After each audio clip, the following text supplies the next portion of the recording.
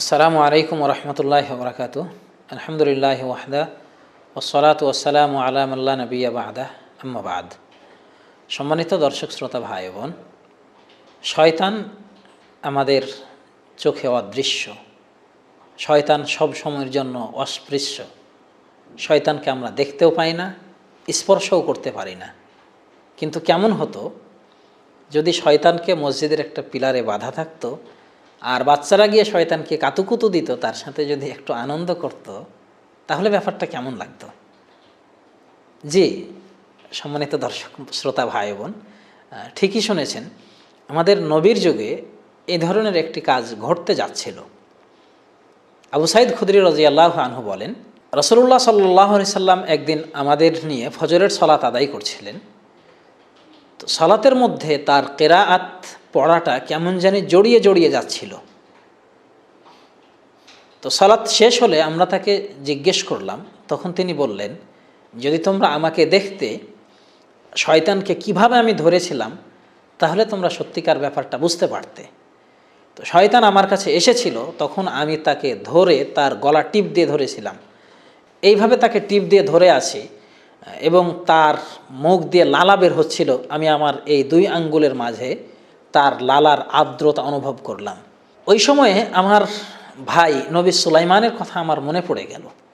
নবী সুলাইমান বলেছিলেন, হে আল্লাহ, রব্বি হাবলি মুলকান লা ইয়ানবাগি লি আহাদিন মিন বা'দি, হে প্রতিপালক, তুমি আমাকে এমন রাজত্ব, এমন ক্ষমতা দান করো যা আমার পরে আর কেউ পাবে না। তো তিনি এই দোয়া করেছিলেন এবং শয়তান জিন তার অনুগত ছিল। তো আমি শয়তানকে কবজা করার পর যখন আমার এই ভাইয়ের কথা মনে হলো, তখন আমি শয়তানকে ছেড়ে দিলাম। যদি সুলাইমান আলাইহিস সালামের এই দোয়ার কথা আমার মনে না পড়তো, তাহলে আমি শয়তানকে বেঁধে রাখতাম মসজিদের কোনো একটি পিলারে, এবং মদিনার বাচ্চারা ইয়াতালা আবু বিহি সুবিয়ানুল মদিনা, মদিনার বাচ্চারা শয়তানের সাথে খেলা করত, শয়তানকে কাতুকুতু দিত, শয়তানের সাথে আনন্দ করত।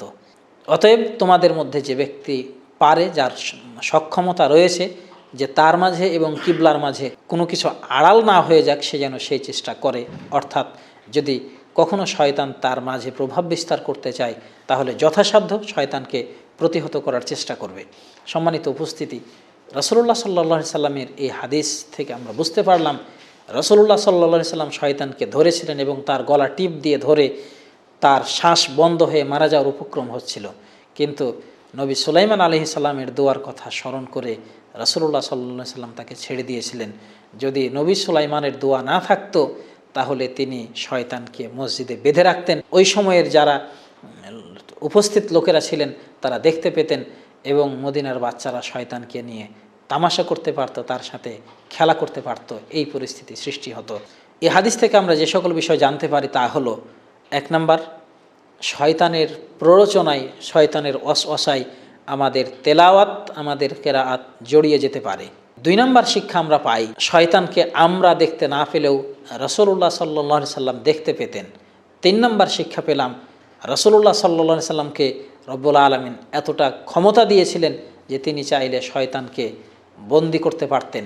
4 নাম্বার শিক্ষা যেটা পাই, সেটা হলো নবী সাল্লাল্লাহু আলাইহি সাল্লাম পূর্বের নবীদের দোয়া এবং তাদের ইচ্ছা অনুভূতির সম্মান দান করতেন। নবী সুলাইমান যেহেতু চেয়েছিলেন যে তাকে এমন রাজত্ব দেওয়া হোক যে রাজত্ব অন্য কারোর জন্য উপযুক্ত হবে না, নবী সুলাইমানের এই কথাটিকে তিনি রাসূল সাল্লাল্লাহু আলাইহি সাল্লাম অত্যন্ত আদবের সাথে গ্রহণ করেছিলেন, যার কারণে তিনি শয়তানকে বন্দী করতে চাননি। সম্মানিত উপস্থিতি, কয়েকটি শিক্ষা যেন আমরা নিজেদের জীবনে বাস্তবায়ন করতে পারি। রব্বুল আলামিন আমাদের তৌফিক দান করুন। আল্লাহুম্মা আমিন।